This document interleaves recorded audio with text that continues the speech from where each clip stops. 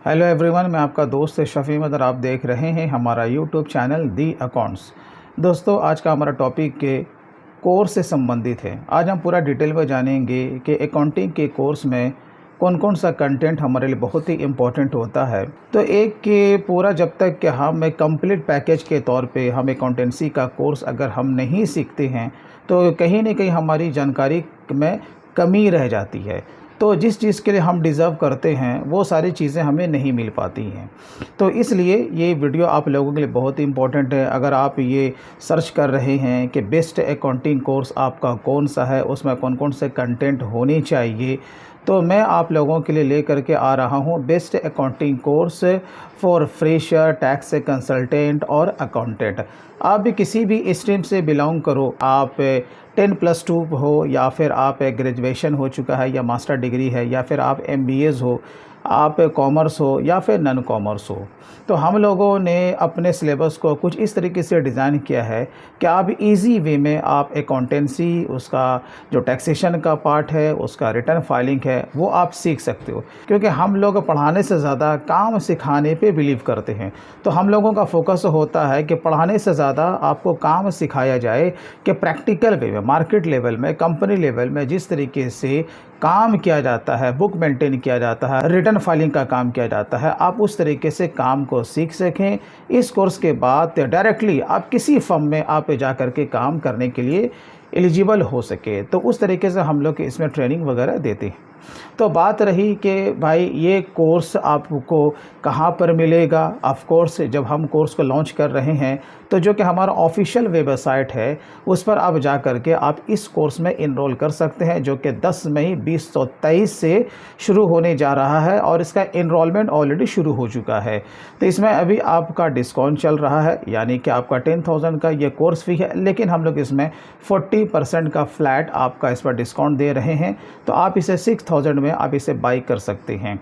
इस कोर्स की सबसे बड़ी खासियत ये है कि आपको कोर्स के बाद ISO से अप्रूव्ड आपको सर्टिफिकेट भी इशू किया जाएगा।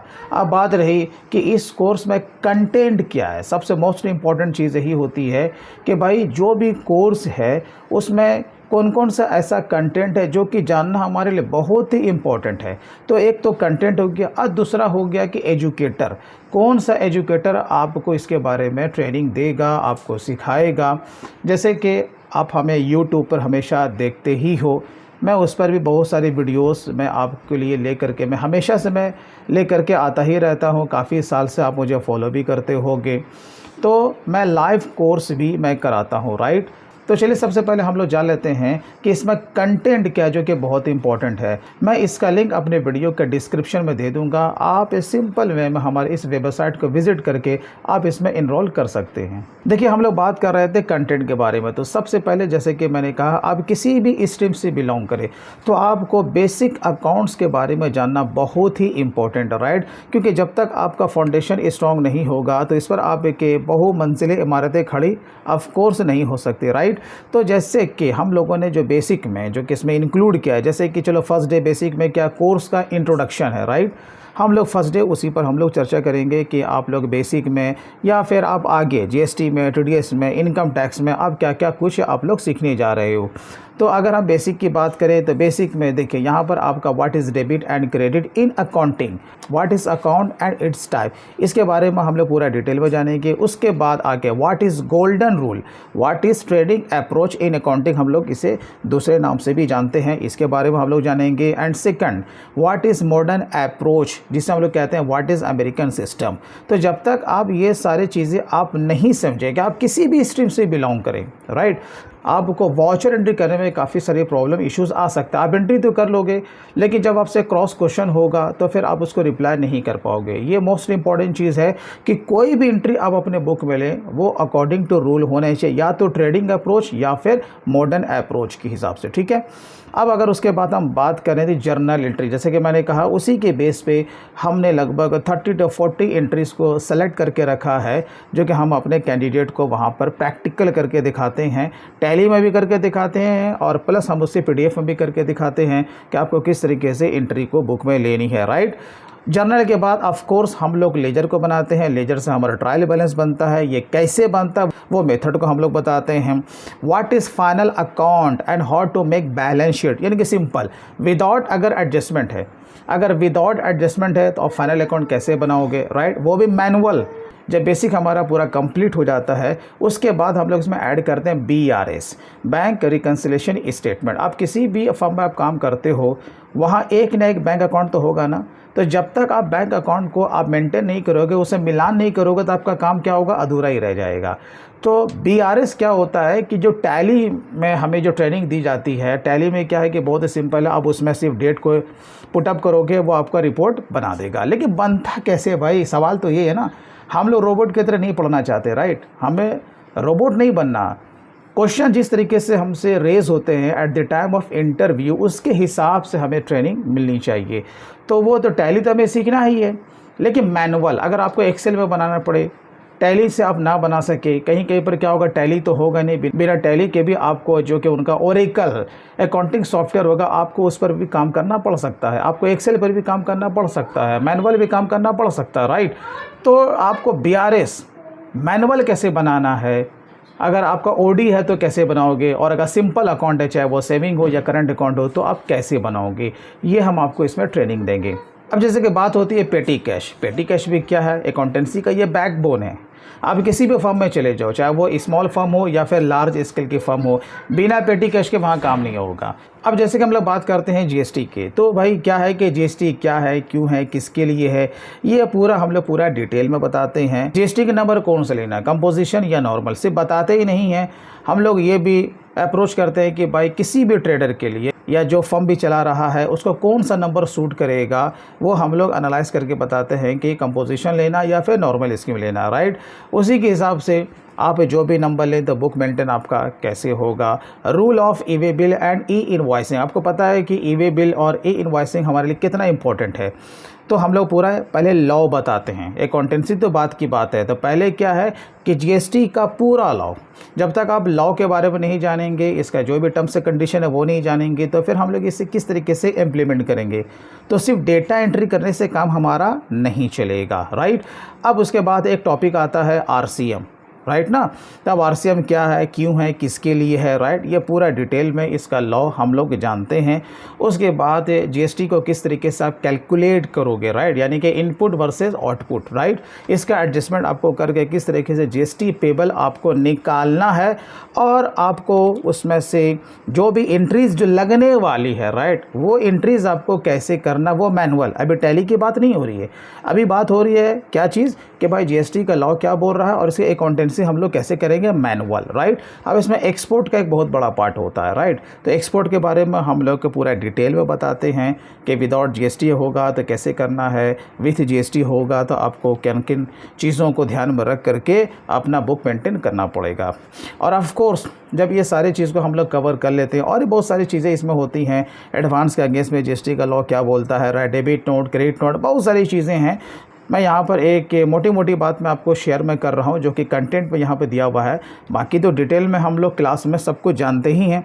अब जैसे कि यहाँ पर आपका दिया हुआ है जितने भी फॉर्म्स होते हैं GSTR 1 से लेके GSTR 10 तक, ये फॉर्म्स के बारे में पूरा डिटेल में आपको बताया जाएगा, क्या है, क्यों है, किसके लिए, राइट। फाइनली GSTR 3B का रिटर्न, राइट, उसमें जितने भी जो सेक्शन होते हैं वो हम लोग इसमें कवर करते हैं, जो कि मोस्ट इंपॉर्टेंट है। आपको पता है कि GST में जब हम लोग के इनपुट टैक्स का GST 3B में जब हम लोग ITC का जब क्लेम करते हैं, वो सिंपल नहीं है कि ऑल अदर ITC में आया, सारे ITC को हमने क्लेम कर लिया, इतना सिंपल वे में नहीं होता, राइट। तो बहुत सारे ऐसे भी ITC होते हैं जो कि आपका रिवर्स करना पड़ता है अकॉर्डिंग टू रूल, राइट। यहाँ पर आपको दिख रहा होगा सेक्शन 42, 43, 36, और उसके बाद इन एलिजिबल ITC है ना, सेक्शन 17 सब सेक्शन 5। ये हम लोग पूरा डिटेल में पहले लॉ के हिसाब से समझाने की कोशिश करते, राइट। अब उसके बाद है GSTR 1। आपको पता है कि GSTR 1 में कितने सारे बॉक्सेस होते हैं, जिसे हम लोग टेबल कहते हैं, B2B है, B2CS है, B2CL है, debit note, credit note, registered, unregistered, advance है ना, एडवांस का एडजस्टमेंट, और भी काफ़ी सारे टेबल हैं। तो कौन से टेबल में कौन सा आपका डेटा जाएगा ये हम लोग बताते हैं, राइट। वैसे तो आप किसी भी अकाउंटिंग सॉफ्टवेयर में उसके फीचर्स के हिसाब से एंट्री डालते हो, ऑटोमेटिक वो क्या करता है, आपका रिटर्न भी तैयार कर देता है। बट मैंने क्या बोला, क्वेश्चन है कि आप कितना जानते हैं। अगर कोई आपसे इंटरव्यू में अगर कोई भी क्वेश्चन पूछ ले कि टेबल नंबर 6A में कौन सा टेबल जाता है, कि टेबल नंबर 6A में कौन सा डेटा जाता है, तो हम कहाँ से उससे रिप्लाई करेंगे, राइट ना।